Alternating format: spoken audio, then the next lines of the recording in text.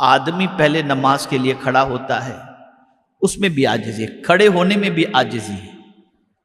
کیسے کھڑا ہوتا ہے؟ ہاتھ باندھ کرنا؟ بتائیے نا، آپ مجھے جواب دیجئے، کیسے کھڑا ہوتا ہے؟ ہاتھ باندھ لیتا ہے نا، ہاتھ باندھ کے اس کی بارگاہ میں کھڑا ہے عاجزی کے ساتھ۔ بھئی ظاہر سی بات ہے، کسی کو بڑا مان کر کے یہ آدمی اس کے سامنے ہاتھ باندھ دیتا ہے، پھر اس کا جی اس عاجزی سے نہیں بھرا تو پھر وہ جھک گیا، رکوع میں چلا گیا، اور رکوع میں جا کر کیا کہتا ہے؟ پہلے شروع کیا ہاتھ باندھ کر اللہ اکبر، اللہ سب سے بڑا ہے۔ رکوع میں گیا تو کہا سبحان ربی العظیم، جھک کر کہہ رہا ہے، میں کسی اور کے سامنے نہیں جھکا، پاک ہے وہ ذات جو میرا رب ہے اور سب سے عظمت والا ہے۔ سبحان ربی العظیم کہہ کر کے وہ اپنے آپ کو جھکا لیتے۔ کس کے سامنے؟ بولیے۔ ابھی اس کا جی نہیں بھرا اتنے جھکنے پر، پھر وہ سجدے میں جا کر پورا پچ جاتا ہے۔ اب صرف گردن نہیں جھکتی، اب گھٹنے بھی جھک گئے، ہاتھ بھی جھک گیا، سر بھی جھک گیا، ناک بھی جھک گیا، آنکھیں بھی جھک گئی، گویا پورا اپنے رب کی بارگاہ میں اس نے اپنے آپ کو بچھا دیا اور بتا دیا میرے نزدیک کوئی بڑا نہیں ہے، تو ہی بڑا ہے، میں عاجز ہو کر پست ہو کر تیرے سامنے جھک گیا ہوں۔ تو رب فرشتوں سے فرماتا ہے جو میرے سامنے اس طرح سے عاجز ہو کر کے بچ جائے، کیا میں اسے عزت عطا نہ کروں؟ فرشتوں گواہ ہو جاؤ، میں نے اس کو بلندی عطا فرمائی۔ اسی لیے آپ دیکھیں رکوع میں سبحان ربی العظیم، سجدے میں سبحان ربی الاعلی، بلندی ہی کی بات کی جا رہی ہے، عظمت ہی کی بات کی جا رہی ہے۔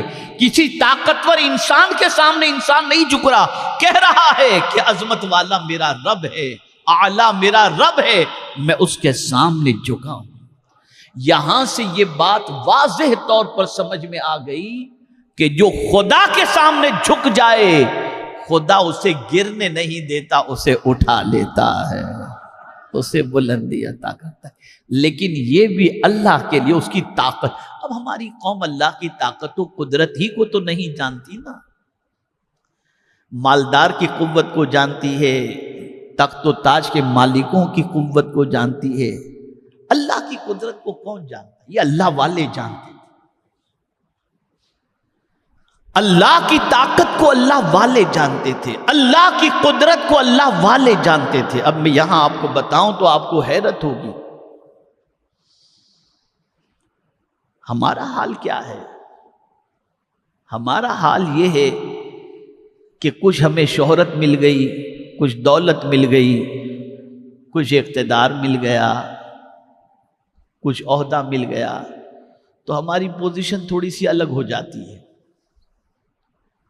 پھر ہم خود کو کچھ سمجھنے لگتے ہیں، بہتر سمجھنے لگتے ہیں، بہتر۔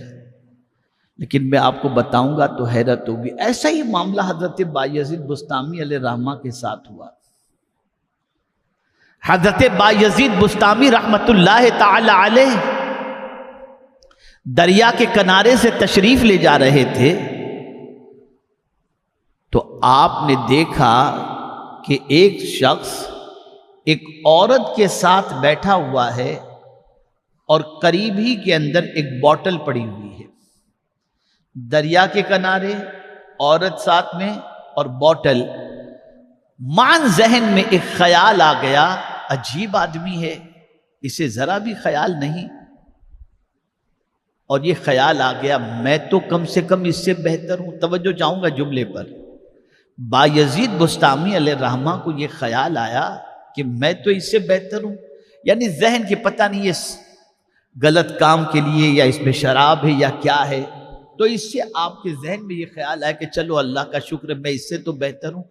اچانک یہ خیال آتے ہی سامنے سمندر تھا، طوفان اٹھا سمندر کے اندر، اور سمندر کے اندر ایک کشتی تھی جو ہچکولے کھانے لگی، اس میں 6 لوگ سوار تھے۔